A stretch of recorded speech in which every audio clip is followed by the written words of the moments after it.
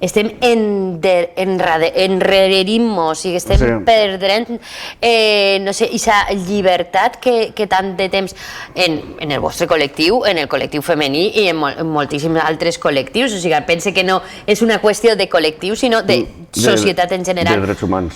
De drets humans. Per què? Per la falta de cultura?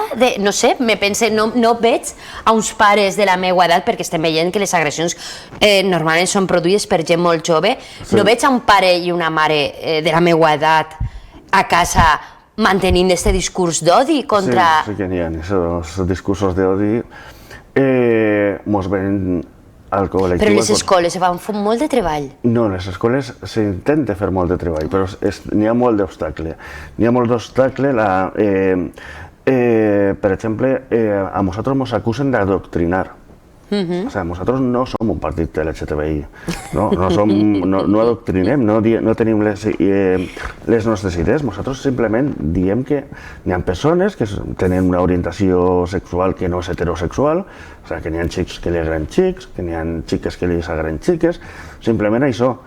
O n'hi ha gent que no s'identifica en el sexe que ha nascut i és una persona transsexual, o n'hi ha gent que no se vol identificar en ningú gènere, és una persona no binària, i n'hi ha gent que té una expressió, una pluma, que no és una cosa roïna, simplement que té aquesta expressió de gènere.